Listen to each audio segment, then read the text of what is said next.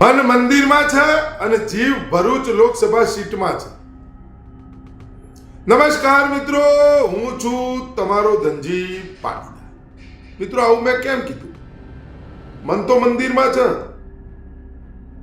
અને મંદિરની પ્રાણ પ્રતિષ્ઠા કરી અને વાહવાહી લૂંટી લઈ છે. ગુજરાતની જે 26 લોકસભા સીટો છે એમાં એક ભરૂચની સીટ, એ ભરૂચની સીટ જઈ રહી છે. એટલા માટે મેં કીધું મન મંદિરમાં છે અને જીવ ભરૂચ લોકસભા સીટમાં છે. કારણ કે એ જઈ રહી છે, દેખાઈ રહ્યું છે. અંધભક્તો, ગોબર ભક્તો, બીજા બધા જે આ પેજ પ્રમુખો, પેલા પ્રમુખો, ઢીકણા પ્રમુખોને બધા કહી રહ્યા છે વિશ્વમાં ડંકો વાગે છે, ડંકો વાગે છે. સાહેબનો વિશ્વમાં ડંકો વાગે છે. અવતારી પુરુષ, યુગ પુરુષ, ફલાણા પુરુષ, ઢીકણા પુરુષ, આવું બધું કહેવામાં આવે છે. અને મારો હર રોજ એક જ વાત હોય છે, કયો ડંકો વાગે છે, કોણ વગાડે છે, શું કામ વગાડે છે? તો કોઈ કારણ તો આવવું જોઈએ. ડંકો તો લટકેલો હોય અને એનો વગાડવો પડે. વગાડવા વાળો કોક જોવો અને કોક શું કામ વગાડે, કેમ વગાડે? કારણ વગર કોઈ વગાડે? તો ડંકો અત્યારે જો કોઈનો વાગી રહ્યો હોય ગુજરાતની અંદર, અને એવો ડંકો કે હર એક વ્યક્તિ એ ડંકો વગાડે છે અને એનો રણકાર, એનો અવાજ છેક દિલ્હી સુધી પહોંચ્યો અને વડાપ્રધાન મોદી અને અમિત શાહના કાનમાં એ ડંકાનો અવાજ ગુંજ્યો. એટલા માટે મેં કીધું 22 જાન્યુઆરીએ રામ મંદિરની પ્રાણ પ્રતિષ્ઠા કરવા જઈ રહ્યા છે. મન તો મંદિરમાં છે પણ જીવ જે ગુજરાતની લોકસભાની 26 સીટો છે એમાંથી એક સીટ ભરૂચ સીટ, એ સીટ જઈ રહી છે. અને ભરૂચની જનતા, દેડિયાપાડાની જનતા જે ડંકો વગાડી રહી છે, એનો રણકાર જે ગુંજો કાનની અંદર, એનાથી એમના પેટના અંદર તેલ રેડાય. મિત્રો, આવું હું શું કામ કહી રહ્યો છું? મેં કોઈ દાળ આટલી બધી લોકચાહના જોઈ નથી.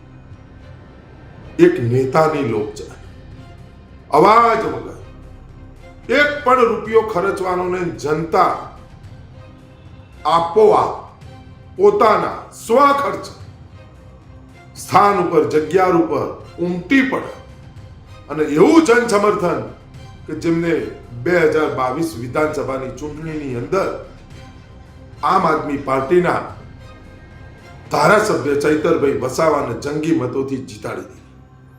અને ચૈતરભાઈ વસાવા, એમના ધર્મપત્નીજી, એમના પીએ અત્યારે જેલમાં છે.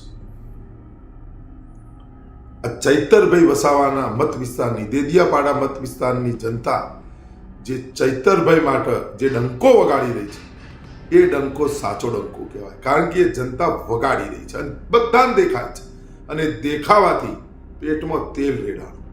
અને ચૈતરભાઈ વસાવા, દેડિયાપાડાની જનતા, ભરૂચની જનતા 2024ની અંદર ચૈતરભાઈ વસાવા ચાહે જેલમાં હોય છતાં પણ એ ચૂંટણી લડશે અને એના એલાન પણ કરી દેવામાં આવ્યું.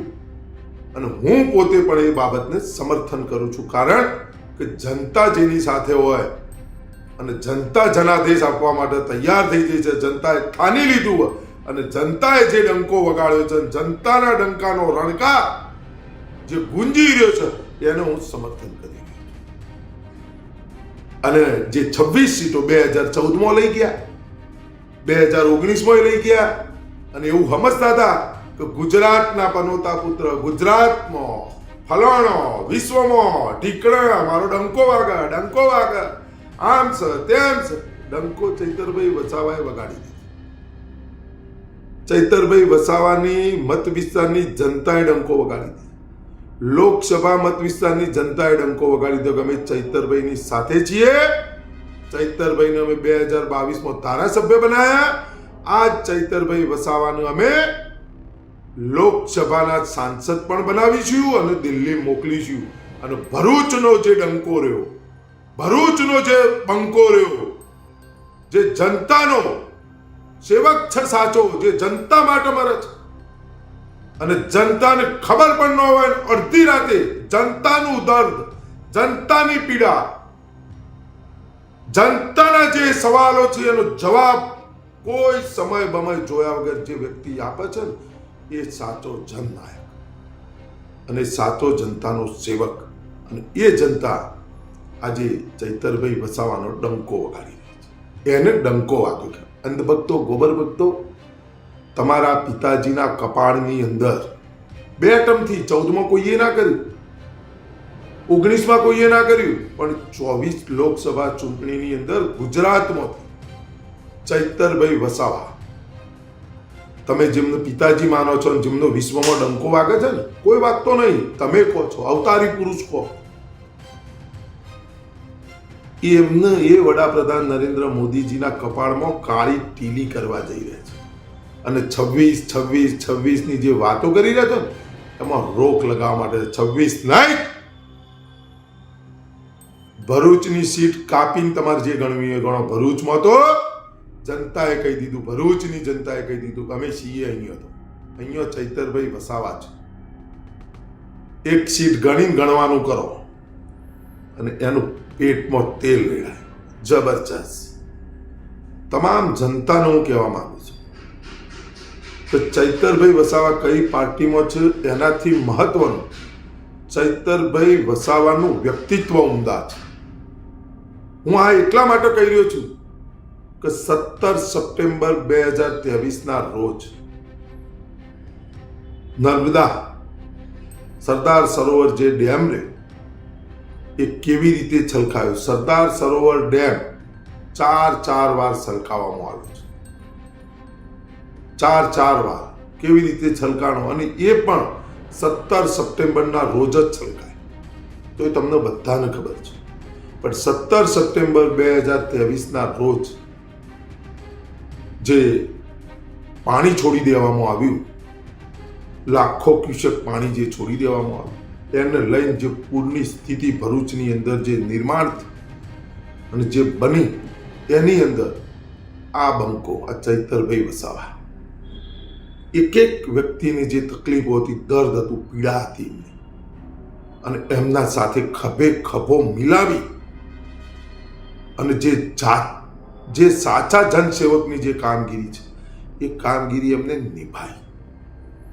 અને એમને કીધું ગભરાશો નહીં, બીજું તો હું કશું કરી શકવાનો નથી.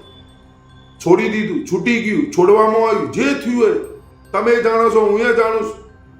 પણ હું તમારી પડખે ઊભો છું. તમારું ઘર તૂટ્યું હોય, મારું ઘર તૂટ્યું હોય, તમે નહીં ખાઓ ત્યાં સુધી હું નહીં ખાઉં, પણ હું ખાઈશ અને તમને પણ ખવડાવીશ. તમને પણ ભૂખ્યા નહીં રહેવા દઉં, ચિંતા ના કરતા.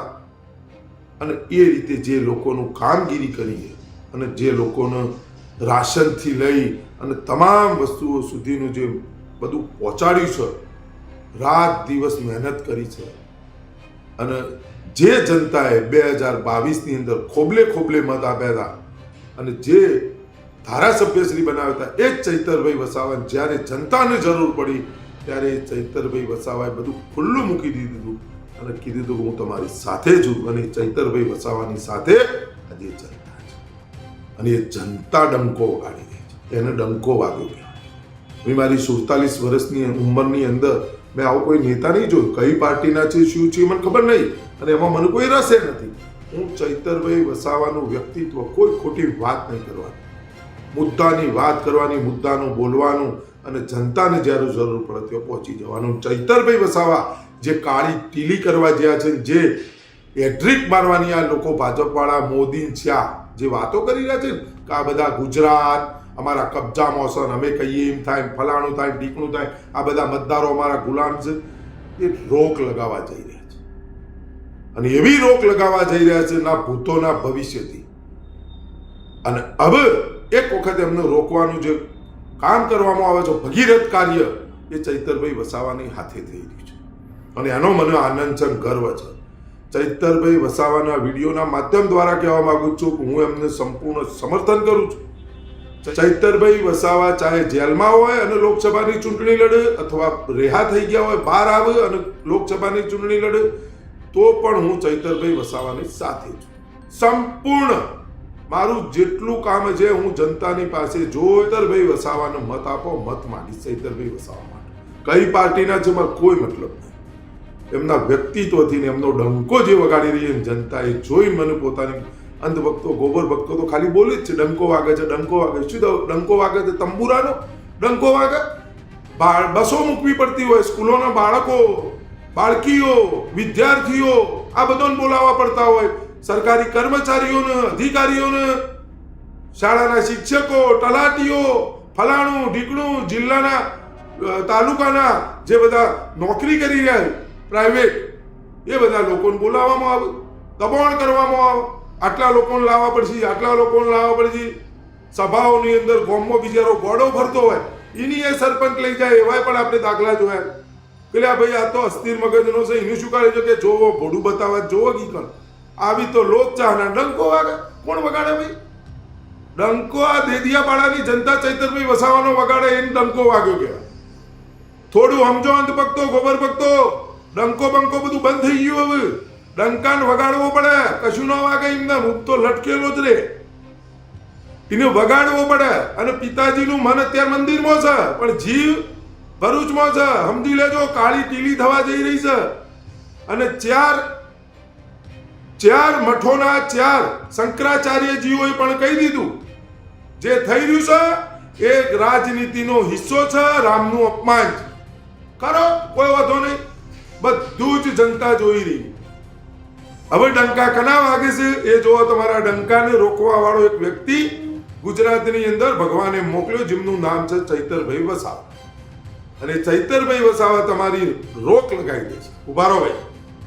અને ચૈતરભાઈ વસાવાનો જે ડંકો જનતા વગાડી રહી છે એની ગુંજ તમારા જેમને તમે પિતાજી કહો છો, અવતારી પુરુષ કહો છો, યુગ પુરુષ કહો છો, મહામાનવ કહો છો, એમના કાનમાં સંભળાવા લાગી. અને એમને ભરૂચ ડોળો ગમે તે કરો, નકર તો આ વખત આપણા કપાળમાં કાળી ટીલી થઈ. સમજો, દેખલા આ ડર જરૂરી. અને ડર ચૈતરભાઈ વસાવાએ ઉભો કર્યો. ચૈતરભાઈ વસાવાની વિધાનસભા ક્ષેત્રની જનતાએ ઉભો કર્યો. ભરૂચ લોકસભાની મત વિસ્તારની જનતાએ ડર ઉભો કર્યો અને ડંકો વગાડ્યો કે અમે ચૈતરભાઈ વસાવાની જ સાથે છીએ. આ તાકાત હોવી. સેલ્યુટ દેદિયાપાડા મત વિસ્તારની જનતાને સેલ્યુટ છે અને વંદન પણ છે. અને આ હિંમત તમારી એના એ બરકરાર રાખજો. નસીબવાળા છો કે તમને ચૈતરભાઈ વસાવા જેવો જનનાયક મળે, તમને ઉમેદવાર મળ્યો, તમે એમને ધારાસભ્ય બનાવ્યા. નસીબદાર તમે છો, નસીબદાર એ પણ છે કે તમારા જેવી એમને જનતા મળે. ધન્યવાદ. અને આના ઉપરથી હું કહેવા માંગુ છું, ગુજરાતની તમામ જનતાને સમજજો, પાર્ટીનો પ્રચાર નથી કરતો, પણ ચૈતરભાઈ વસાવા જીતવા જો. હાલ આખા ગુજરાતમાં એક તો ચહેરો થઈ ગયો ફાઇનલ. એક ચહેરો દિલ્હી જે છે એ ફાઇનલ થઈ ગયું. એમાં કોઈ મિથ્યા કરી શકે એમ નથી. ત્રિમૂર્તિના આશીર્વાદ હોય એવું મને લાગે. અને તમામ મિત્રોને કહું છું કે ખરેખર જે સાચું છે એ રસ્તા ઉપર છે. ખોટા ટોળાનો, ખોટી ભીડનો હિસ્સો બની અને ખોટી વાહવાહી કરવી એના કરતા સાચી વાત લઈ અને એકલા ચાલવું અતિ સુંદર ને સારું કાર્ય કહેવાય છે. આજે નહીં તો કાલે તમને એ લાભદાયી જ નીકળશે. એટલે ખોટી ભીડનો, ખોટી વાહવાહીનો હિસ્સો બન્યા કરતા વોટ્સઅપ યુનિવર્સિટી જે ચલાવવામાં આવી, એમાં જે નફરત ફેલાવવામાં આવી રહી છે, એમાંથી તમે બધા બહાર આવો, હકીકતોને સમજો, જાણો, વિચારો અને પછી તમે એવું સમર્થન કરો. આ દરેકના માટેનું છે. ગુજરાત રહેવું જોઈએ, દેશ રહેવો જોઈએ, દેશનું લોકશાહી રહેવી જોઈએ, દેશનું બંધારણ રહેવું જોઈએ. કોઈ વ્યક્તિએ બનાવેલો દેશ નથી, કોઈ એક બે વ્યક્તિઓથી આ દેશ નથી બને. લાખો કરોડો ક્રાંતિકારીઓ વર્ષોથી બલિદાન આપ્યા છે અને અત્યારે દેશની 142 કરોડ જનતા આ દેશને સાચવી રાખવામાં એમની પણ ક્યાંક ના ક્યાંક દરેકની ભૂમિકા. તો આ દેશ બન્યો બનાવેલો રહે. અને આ દેશ 1947 આઝાદ થઈ ગયો છે. આ દેશ ફરીથી ગુલામ ના બન્યો. પણ જય જય ગરવી ગુજરાત, ભારત માતા કી જય, વંદે માતરમ, જય જવાન, જય કિસાન, શહીદો.